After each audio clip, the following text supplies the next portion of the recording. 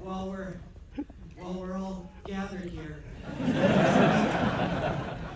I got to interview at length Buck Henry and Nichols. And, Buck Henry, he always said it was the easiest adaptation. I just did the book. We'll talk more about Nichols because, ladies and gentlemen, one of the world's greatest actors.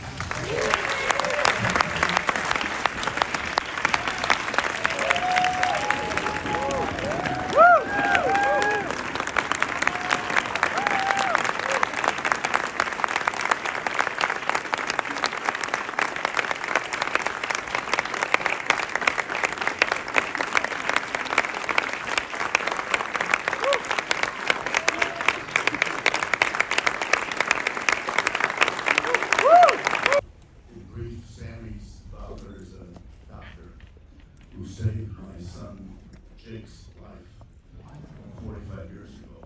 Consequently, Jake and Sammy literally grew up together, and I've known Sammy practically since he's been born. Wow.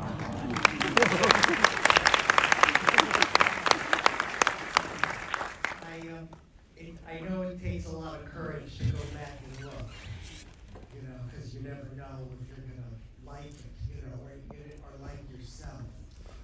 And I'm wondering, how did it feel? Did you get through it okay? Are you proud of it, or are you?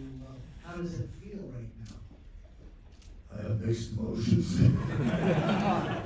Well, you always want to do certain things over again, but we really were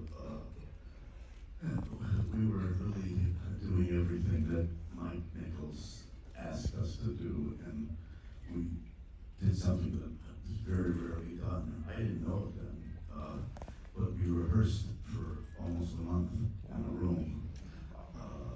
How long is the average rehearsal? There usually isn't any on the movie. And by the time we started shooting, we could have opened it as a play. We did every line. And he blocked it in about the third week. He brought in the brilliant Surtees to they were blocking the shots so that when we started the first day of shooting, it was like another day of rehearsal. And we literally just did everything that Mike asked us to do. So that's Mike's performance up there. Do you see Nichols when you're watching yourself? Yes, at times. That's when I least like myself. Is Nichols in the behavior or the emotion or the humor? Where exactly does he come through? It's such an unusual experience. This film, briefly, this is from a book, and by Charles Webb, who's no longer with us, but he wrote a book about a track star, a debating star, literally a 6-foot Robert Redford type. In fact, Larry Terman, the producer, the late Larry Terman, said that when Nichols said the dream cast, when they first read the book, they wanted the dream cast that would be, I can't remember. Was Doris Day? Doris Day was going to be Mrs. Robinson, and I think he wanted, what was it? What was it? My father and mother. It would be, he thought I would be Redford. He thought that Catherine would be Candace Bergen. And I think he was thinking of Ronald Reagan and Doris Day. And that was the first. But Nichols, I mean, I found out really what this movie was about years later when Nichols, a few months, in fact, I think before he died, he literally talked about, he didn't realize what he was doing because he miscast me. And he could have changed the name, he could have called me Benjamin Levine, but he kept it the same. And it was Gentile, it was Jew versus Gentile. He was from Germany. He came to this country and only spoke German.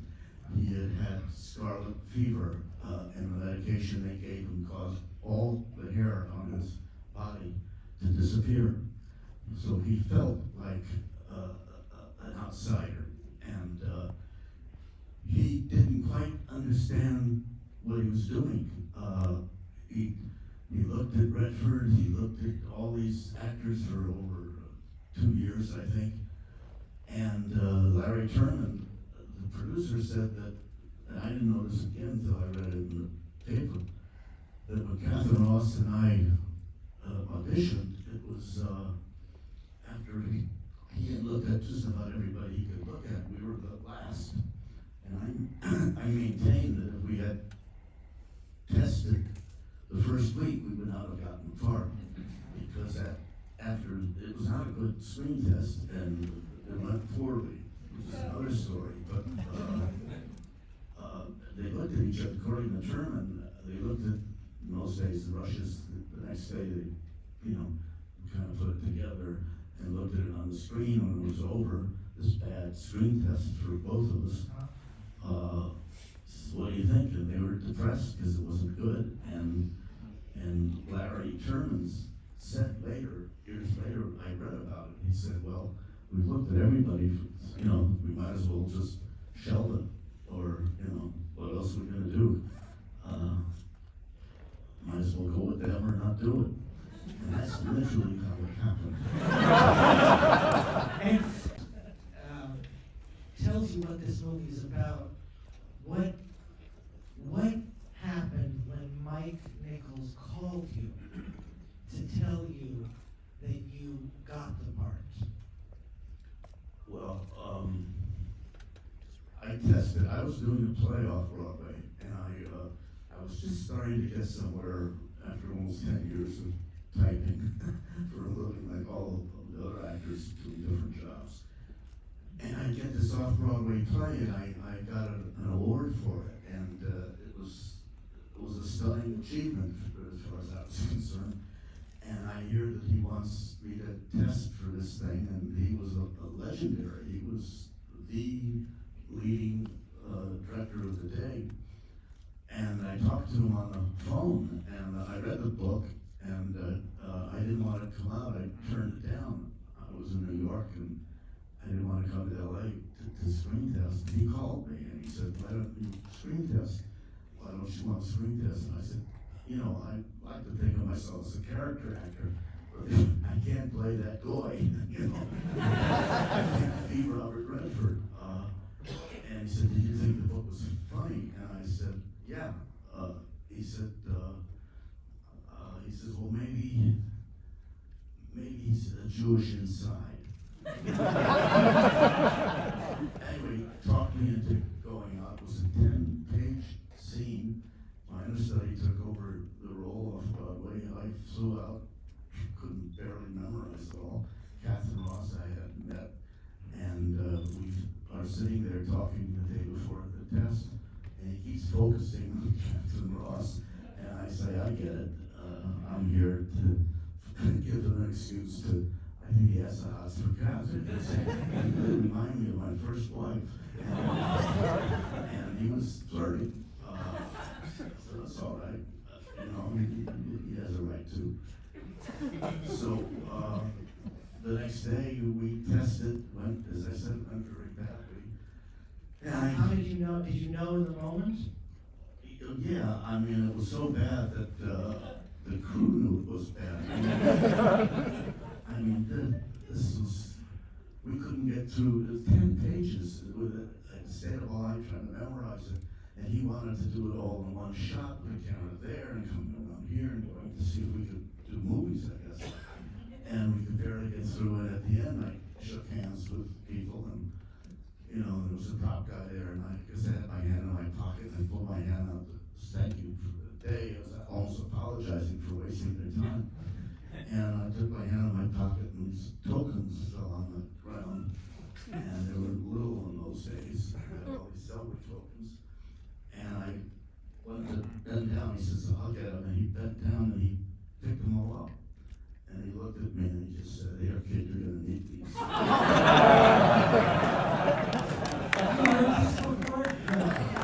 all right, good. I want to make sure that we're getting what they don't know. So, I go back to the show. In fact, Elizabeth Wilson, who plays my mother in this, was in the play I was doing, the Broadway play. And I came back, I said, Elizabeth, don't worry, I'm not going to leave the show, I'm not getting that part. And weeks go by, and then I hear that my agent calls and says he wants you to call him tomorrow at 9 in the morning. And I said, she says, well, this could be. I said, why? Because usually if you don't get a part, they don't call you to tell you to get the part. And so it was kind of strange. And the next morning I called at 9 in the morning, but I called at my 9 in the morning. He meant his 9, so it was, I woke him up. And it's one of those things that you never forget. And I said, hi, Mike. Being an actor, I thought, oh God, if he was going to give me that part, if I woke him, he's going to change his mind. And I said, he told me to call you. He says, yeah. And it was just silence. The sound was starting to went up. And I remember, he had a kind of lilting way of talking. And he said, well, you got it.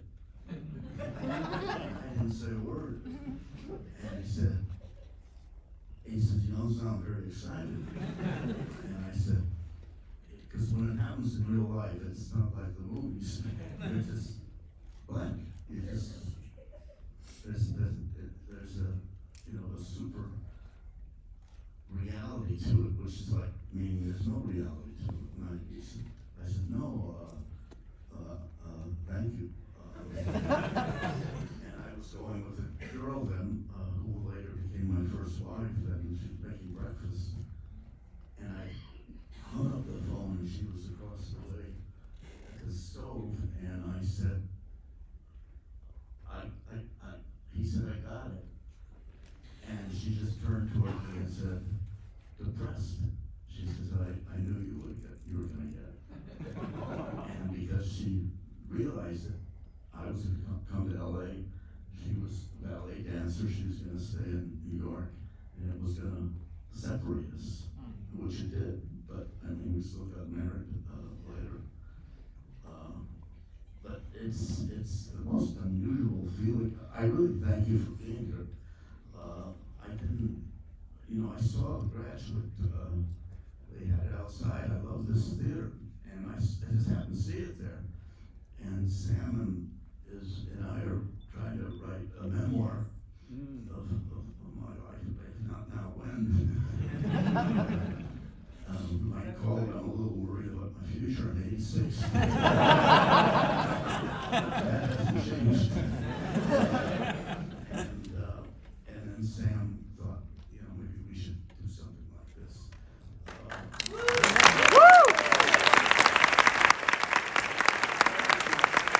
The Nichols was feeling this way. It's impressionistic at times. When she knows that I'm going to bed with her mother, and she kicks me out and bankrupt her, and I'm out in that hallway, and it goes on forever. He has so many shots. He was, in his mind, he was brave, and that's what made him, I think, a brilliant director. This isn't a comedy, this isn't a drama, it is whatever it is. And though we had memorized it, every day we came to work, and he was like, he didn't know what he was going to do. He hadn't planned, even though he knew the lines, he was going, he would change anything at a moment's notice. He really was like a painter. He was just painting every day. I just think he was, what a brave man he was. How did you know this is your first movie? Kind of. Kind of. This is your first starring. First American. Okay. So did you feel that you knew what you were doing? Did you feel that you were in control? What do you mean? Well, when you're working on this movie, did you feel confident? When I was watching, I told Lisa, my wife, and I turned to her and I said, I remember every day as we're watching, I said, I know what I was trying to do, what I was trying to do there. And I didn't know what Nichols was doing. I only knew what he wanted me to do. At the very beginning of the movie, he said something later. He says, I heard him say it, the first half of this movie, he's passive. The second half, he's active. And at the beginning, I'm just a piece of luggage. He sees, he sees me going, I'm being pulled down that escalator. All I know is he's telling me, go down the escalator and just don't think about anything. And I'm trying not to think about anything, which is very hard. and then he tries me coming around, touching him. I don't know what he's about. And then he asks me, coming, the door's open. Everything is being done for me. I'm just like a piece of luggage. And I'm just taken to the car. And then that looking at the fish tank was the first day of shooting. And he just said, study the fish. I didn't know why. He, in his mind, he was thinking, I'm just, I'm underwater. I'm out of it. And he done the stuff in the pool and everything. He's getting put into words. He's an object, and then he has to come alive. Yes. Yeah. Did you feel that Nichols felt that he made the right decision casting you? Such an interesting question, because it was the best rehearsal I had ever had. I had rehearsals in the theater, but this rehearsal was extraordinary. He let us do everything and anything we wanted. You'd think of something, and he would say, "Go ahead and do it." He was so open. He let us. He wanted us to improvise. He was so smart. He said, when he asked me, "Have you ever been to? Do you think he's a virgin?" in rehearsal, and I said, if I had to guess yes or no, I would guess no. I don't think he's a. I think he's a virgin in the sense that it's the first time he's ever screwed his mother's best friend. And then he said to me another time, he said, I can't remember. He said,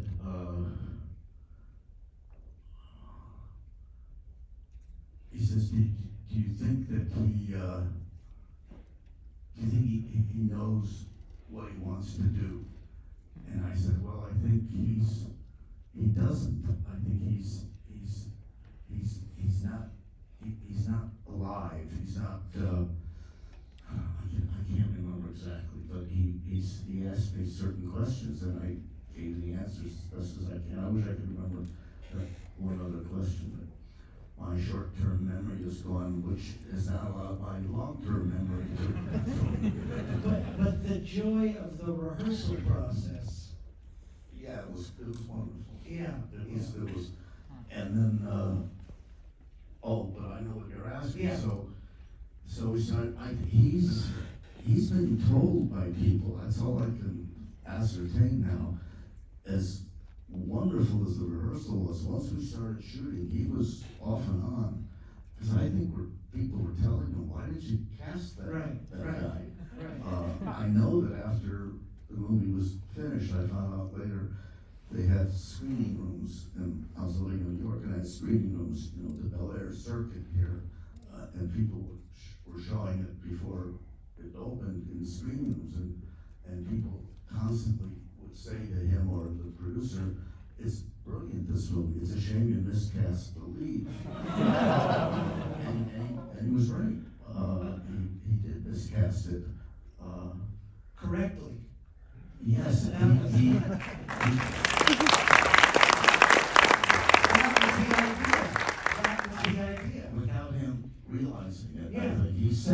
later, you know, this man who spoke, that he realized why he cast me years later. And that was, he says, I think I was casting my alter ego. Yeah. Because I was someone who was, you know, not very attractive, and in fact, I said to Lisa, I said, look at all the acting I had. And I think they were always trying to cover it up. I still have it. In fact, now I just heard the kids are putting little stars on it. I just missed being born at the right time. So,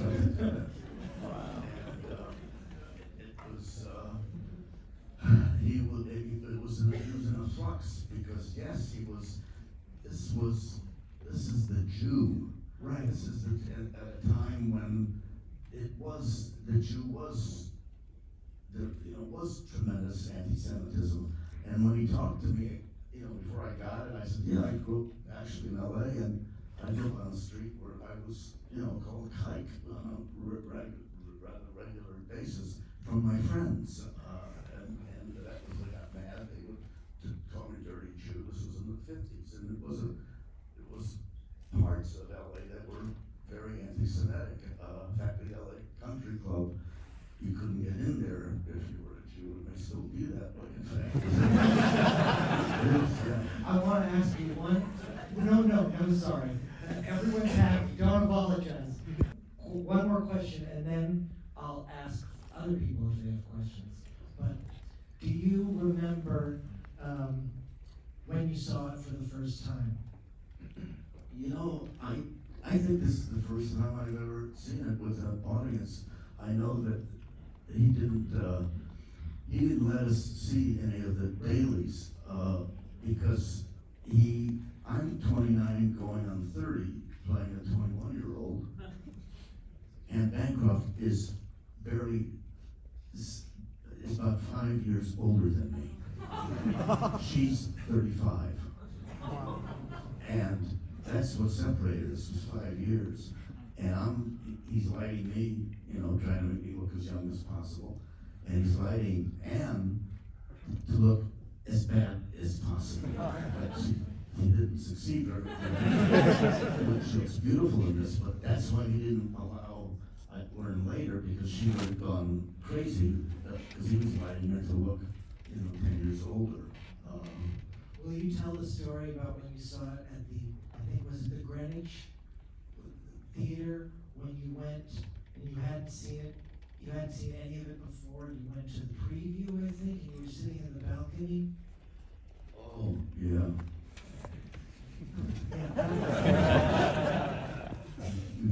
Doing a lot of memoir talking. It was the first time, I think. No, the first time I saw the movie, yes. They told me about it. There's going to be a screening of it. This is before it opened. They're going to have one screening of it with the public, and it's 86th Street, Germantown. I Ironically enough. And so I go and I sit with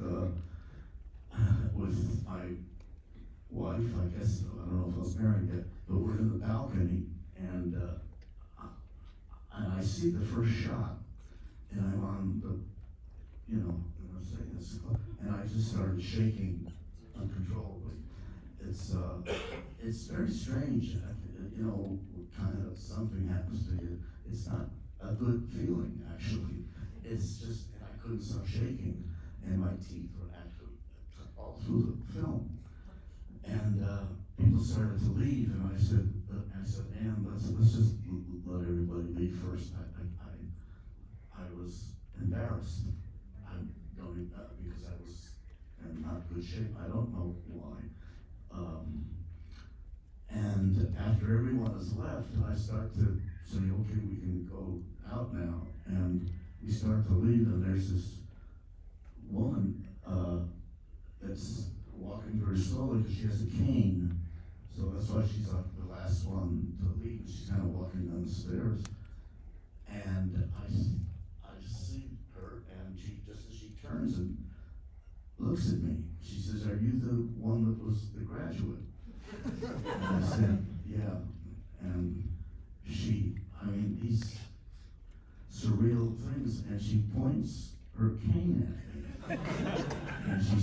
life will never be the same.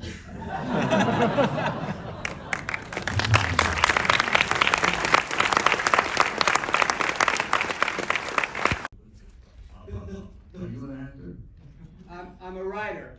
That's good questions. This was a case where we have to do this stuff, and that's Laverne, California, where that church is. And that's the church they picked. I guess it's so formidable looking. It's a church. Jews gonna run up there. This was Nichols, and he said to us, well, first of all, the critics all wrote that he was having this Christ-like position for me. And the truth is that the Reverend, or whatever,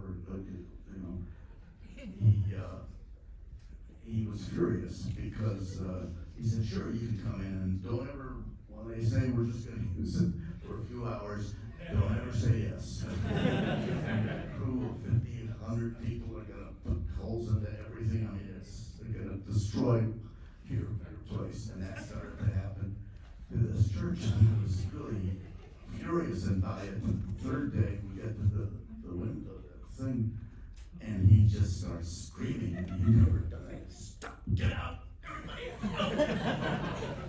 And it came down to the fact that the glass was a gift from someone, and it had a sentimental value to him. And he was right, because when I was banging, it was moving. And I thought, I always said, bang harder. I could break the glass. And he says, out. And Nichols comes up to me and he says, is there any way you can do it so it's not breaking? I said, well, I could go like that. And that's why I'm doing that. It's not trying to be religious. But in terms of the question, we get out and we're running to the thing. Oh, and the cross is there.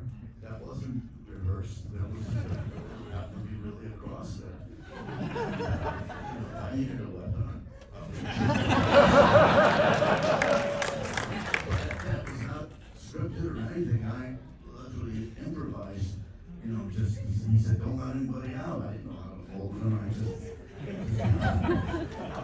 we get to the bus, and we're now going on that bus. And we know it's the last scene. And we sit there in the back. He told us to sit in the back. And we hadn't rehearsed this, and when we were rehearsing, because there was no lines. And he comes and he sits right out of where the camera is, right next to the camera, about that distance away. And we're just looking. And he said, not to look at him, we're not. He said, and just sit there. And he says, okay, think about,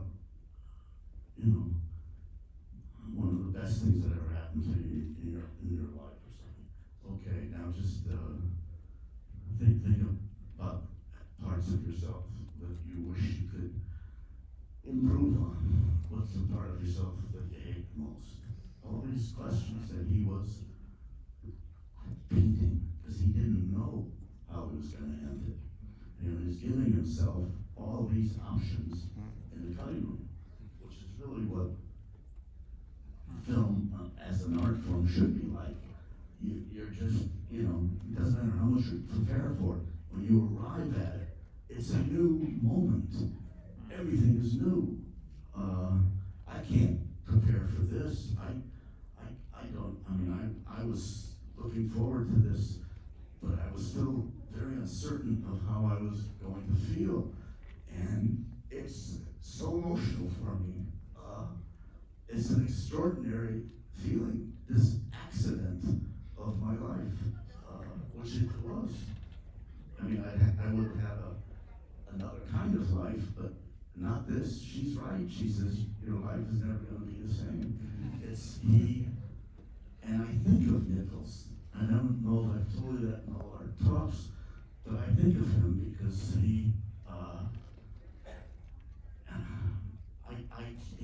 his death disturbed me, and I think he said a few months before he died, because he had kind of, used drugs at a certain point and he had damaged himself. He said, I wish I hadn't, screwed up my body so much, because he knew he was dying. I think 10 days before he died, he had just gotten the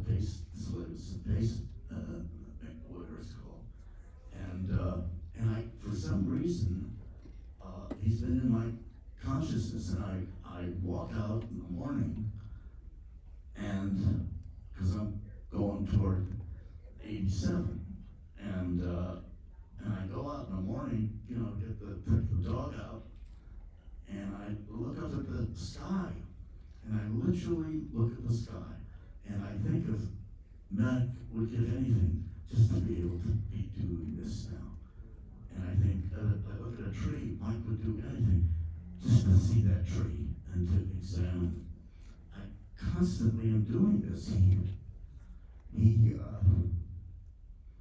He altered my life, and he did it out of such bravery. There's no other word for it. I saw, and I must say, I would urge you to see it. It just goes in my head now. I saw Little Richard. There's been a few, but there's the latest one, which I think is Netflix. And if you haven't seen it, it's a remarkable experience, because it tells you as much about America as it does about Little Richard, who was this extraordinary talent, who was openly gay, extremely brave in the 50s, and that one of his friends that's interviewed, who's also gay, says a very brilliant thing when they cut back and forth. He says Richard was openly gay in the 50s, and what's behind his life is violence. That's what's behind being gay, is violence, because that's what's going on then in those days. Everything, you faggot, he got beat up at times, and he was open about it.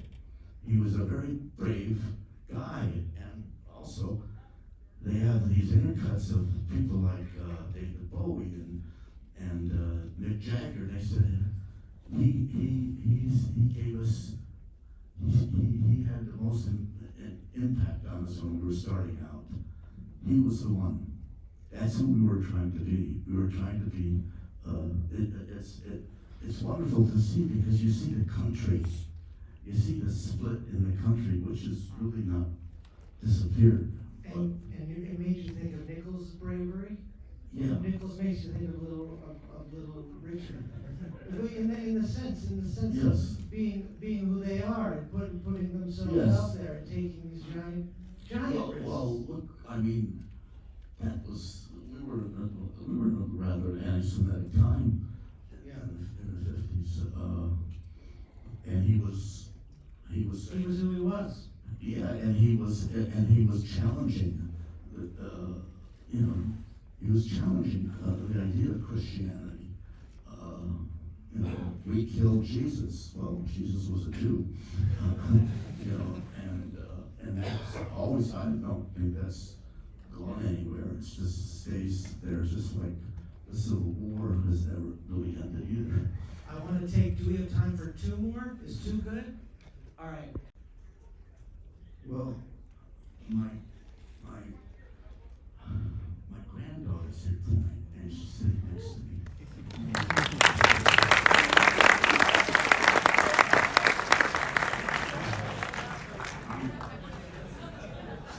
Did I say that right? And my wife is here. I'm here, and I keep looking at my eyes. Look at Daisy. Look at Daisy. Daisy just started Breton School from Minneapolis, and Have you seen her before? I think she has seen it before. She's in the bathroom? Oh, she's gonna regret that. That's it. I don't know if I really understood the question. It's, How has time changed your view of this movie? Is that a fair way to? Well, it's just that when I look at old photos of my life and my family, I see since then like other family members reflected in them. I'm just curious if you see. Oh, do you see other of your own family members reflected in this movie? Do you see, like, for instance, your brother? Do you see him in Benjamin? well, that's a quick story. I'm taking up too much time, but and my wife, she said, be careful. Anything you say in 1 second goes around the world. And it's out of context.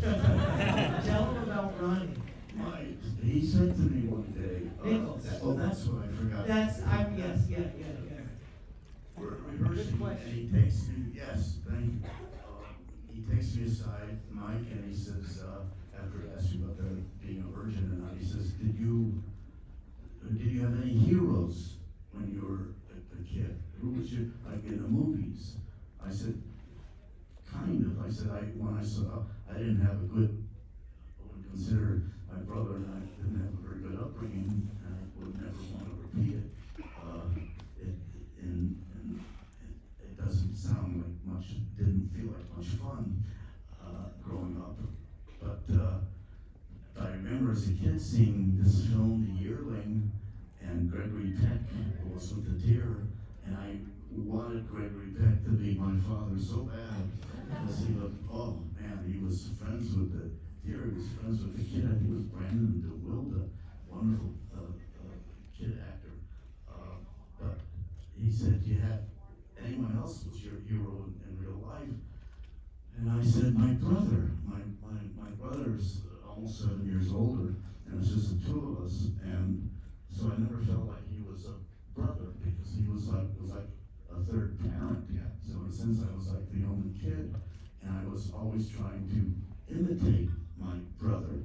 And my brother was the opposite of me. I was, ADD is a kind of nice way to put it. I couldn't concentrate on anything. I was out the window sitting in class daydreaming, And my brother was a straight A student, and he was only 5'5" and a half, but he was on the, varsity football team, varsity baseball team. He was a great athlete and a straight A. He was the winner, and I was programmed, to be the loser in a sense.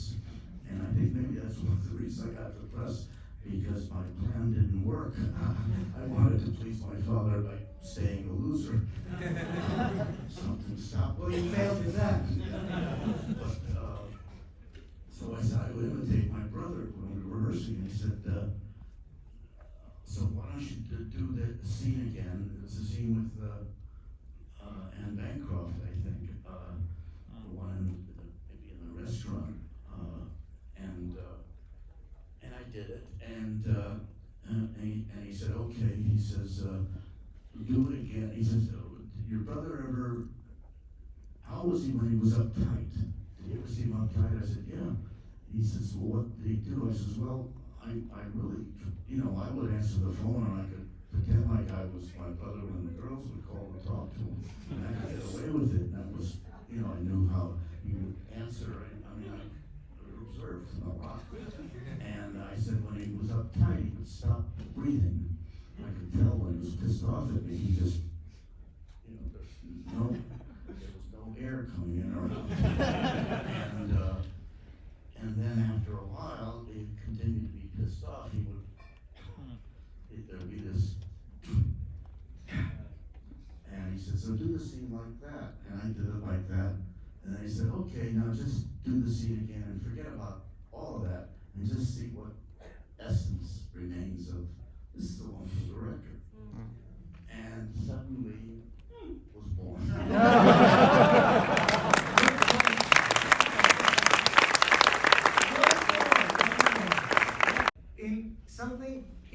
In life? Yeah. Something that you thought was true when you were younger, important when you were younger, that you now believe is not important. That's a big. You know, anybody here who's in my generation, and there's a little bit of gray around.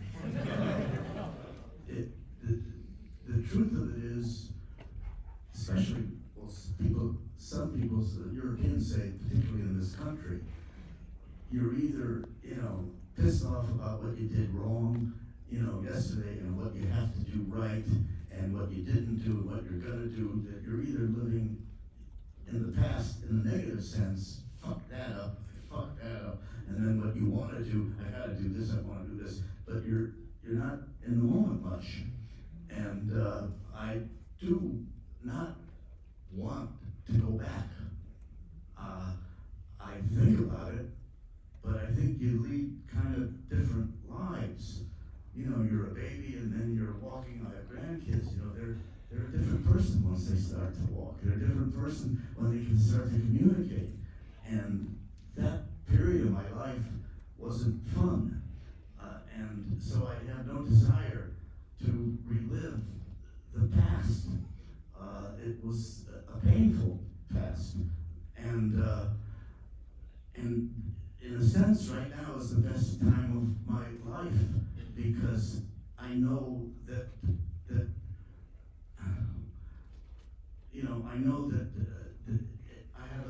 my life is limited now. I have a limited amount of time. And so if not now, when? And so I really do feel that I'm full of what we all would like to be full of, and that is, the moment, my family. God bless my family.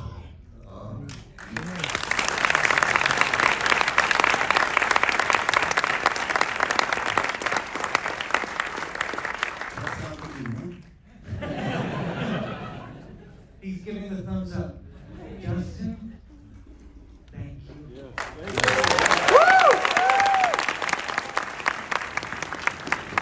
Advice. I can give a little bit of advice, and that is, when you're trying to create something, whatever it is in life, you only wind up with what you have by getting rid of what you don't like.